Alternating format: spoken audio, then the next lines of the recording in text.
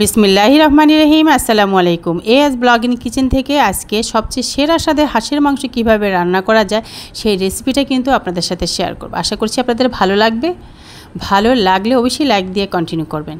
তো দেখতে পাচ্ছেন আমি কিন্তু এখানে মাংস নিয়েছি, আর এগুলো হচ্ছে হাঁসের মাংস। তো একটা বড় হাঁস কিন্তু এখানে আছে, তো পুরোটা আমি আজকে রান্না করব না, অর্ধেকটা নিয়েছি আর অর্ধেকটা কিন্তু উঠিয়ে রাখলাম। এই হাঁসের মাংসটা সম্পূর্ণই কাটা এবং প্রসেসিং করা, পরিষ্কার করা বাইরে থেকে, মানে বাজার থেকে নিয়ে এসেছে। তো সেখান থেকে আমি অর্ধেকটা পরিষ্কার করে নিয়েছি আর অর্ধেকটা উঠিয়ে রাখলাম আর কি। এখন আমি মূল রান্না চলে আসছি। এখানে একটা ফ্রাই প্যানে বসিয়ে পেঁয়াজ কুচি আমি দিয়ে দিয়েছি এখানে একেবারে 1 কাপ পরিমাণ। সেই সাথে রান্নার রেগুলার তেল এখানে আমি 1 কাপ পরিমাণ, মেজারমেন্ট কাপের 1 কাপ পরিমাণ দিয়ে দিলাম। তো পেঁয়াজগুলোকে একটু হালকা ব্রাউন কালার না হওয়া পর্যন্ত ভেজে নিতে হবে। তো যখন দেখবেন যে হালকা একটু ব্রাউন কালার হয়ে গিয়েছে, তখন কিন্তু এখানে আমি অ্যাড করে দিব পেঁয়াজ পেস্ট। তো পেঁয়াজ পেস্টটা আমি আলাদাভাবে করে নিয়েছি। এখানে প্রায় 1 কাপ পরিমাণ পেঁয়াজ নিয়ে সেটাকে পেস্ট করে এখন দিয়ে দিলাম। তো এই পেস্টটাকেও ভালো করে নাড়াচাড়া করে একটু কষিয়ে নিতে হবে। তো ব্লেন্ডার জারটা আমি একটুখানি ধুয়ে নিয়ে নিলাম।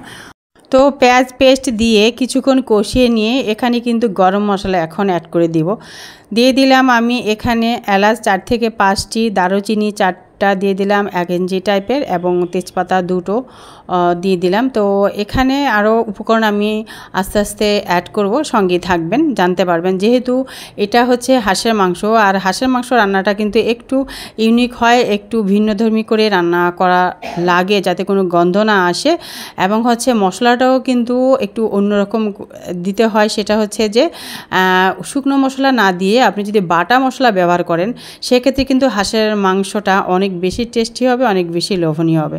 তো আজকের মাংসটা কিন্তু আমি বাটা মশলা দিয়েই করেছি। পেঁয়াজ পেস্ট কিছুক্ষণ কষিয়ে গরম মশলা দিয়েছি, এরপরে দিয়েছি আদা রসুন পেস্ট 3 চা চামচ উঁচু করে, লবণ স্বাদ মতো, আরও মশলা অ্যাড করছি। ধনিয়া বাটা দিয়ে দিলাম আমি এখানে উঁচু করে 1 চা চামচ, জিরা বাটা উঁচু করে 1 চা চামচ, এরপরে আমি এখানে দিয়ে দিচ্ছি মরিচ বাটা উঁচু করে 1 চা চামচ। তো সমস্ত মশলাগুলো দিয়ে এখন আমি ভালো করে কষিয়ে নিব।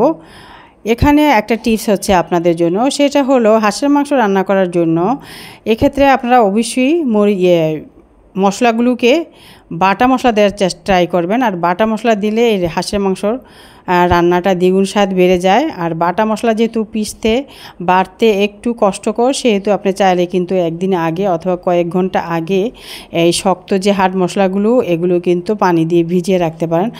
ভিজিয়ে রাখলে আপনার পিষতে কিন্তু তত একটা কষ্ট হবে না, আপনি ব্লেন্ড করলে খুব ইজি হয়ে যাবে। এছাড়া আপনি পাটাপুতা দিয়ে ঝিলপাটা যদি পিষে থাকেন, খুবই সহজেই পিষা হয়ে যাবে। আজকের মশলা আমি অবশ্যই পাটাপুতা দিয়েই পিষে নিয়েছি, এরপরে আমি এখানে ব্যবহার করলাম। আর এখন আমি ব্যবহার করছি একটি পাকা টমেটো। তো টমেটোটাকে ভালো করে এখন মেল করে নেব, ততক্ষণ না পর্যন্ত গলে যতক্ষণ না আসে ততক্ষণ পর্যন্ত কিন্তু এইভাবে স্প্যাচুলা দিয়ে মশলার সাথে নেড়ে চেড়ে মশলার সহ টমেটো কুচিটাকে ভালো করে কিন্তু এখানে কষিয়ে কষিয়ে একটা ভালো মশলা রেডি করে নিতে হবে। তো অনেকক্ষণ পর্যন্ত কিন্তু আমি চুলায় রেখে ভালো করে কষিয়ে নিয়েছি। দেখতে পাচ্ছেন তেলটা একদম উপরে ভেসে আসছে, আর সুন্দর কিন্তু একটা কালারও বের হয়েছে।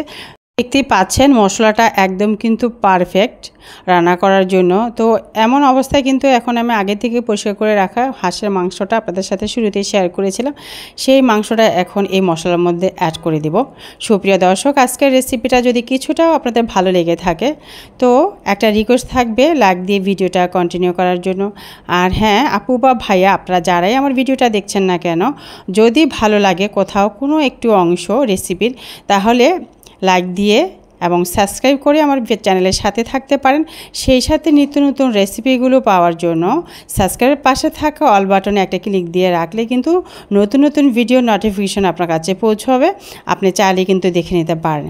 তো মাংসগুলোকে দিয়ে আমি ভালো করে কষিয়ে নিয়ে কিন্তু আমি ঢেকে রেখেছিলাম 5 থেকে 6 মিনিট। এরপরে আমি আবার ফিরে আসলাম। তো 5 থেকে 6 মিনিট ঢেকে রেখেছিলাম, ঢাকনা উঠিয়ে নিয়ে ফিরে আসলাম এবং ভালো করে কিন্তু নেড়েচেড়ে নিয়ে ঢেকে রেখেছিলাম। তো ঢাকনা এভাবে আমি রাখবো আরও 8 থেকে 10 মিনিট।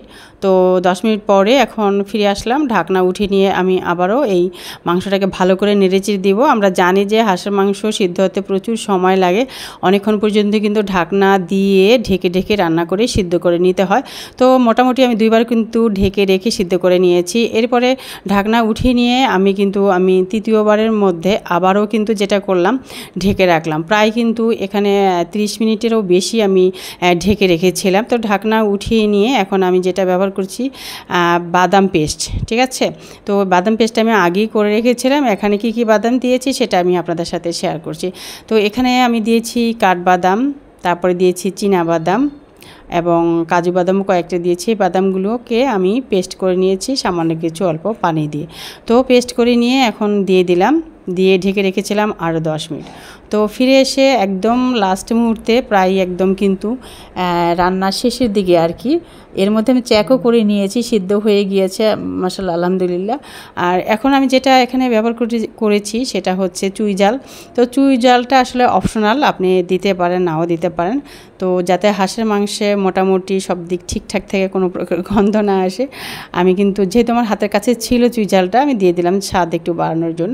যদিও বা চুই ঝালটা আসলে গরু মাংসের জন্যই পারফেক্ট, আমার কাছে সেটাই মনে হয়। কিন্তু হাতের কাছে ছিল হাঁসের মাংস বলে কথা, আমি কিন্তু কিছু অ্যাড করে দিলাম চুই ঝাল। যাই হোক, মাংস রান্না কিন্তু আমার একদম রেডি। মাশাআল্লাহ দেখতেই পাচ্ছেন কি সুন্দর একটা কালার হয়েছে, আর খেতেও কিন্তু অসাধারণ হয়েছে, দুর্দান্ত স্বাদের। এতটুকু কিন্তু কোনো প্রকার গন্ধই হয়নি, একেবারে বলা যায় হাঁসের রেজালা, ঠিক আছে। হাঁসের রেজালাটার মতনই লাগে, আমি ওইভাবে রান্না করার ট্রাই করেছি। তো সুপ্রিয় দর্শক, দেখেই নিয়েছেন একদম ঘরোয়াভাবে অল্প উপকরণে হাঁসের মাংস কীভাবে মজা করে রান্না করা যায় সবচেয়ে সেরা স্বাদে, সেটাই কিন্তু আমি দেখানোর ট্রাই করেছি। আশা করছি আপনাদের কিছুটা হলেও ভালো লেগেছে, এবং যারা নতুন আছেন কিছু হলেও আপনারা শিখতে পেরেছেন। তাহলে আমার চ্যানেলকে সাবস্ক্রাইব করে অল বাটনে ক্লিক দিয়ে কিন্তু চ্যানেলের সাথে থাকতে হবে, নিত্য নতুন রেসিপিগুলো সবার আগে নোটিফিকেশন পাওয়ার জন্য।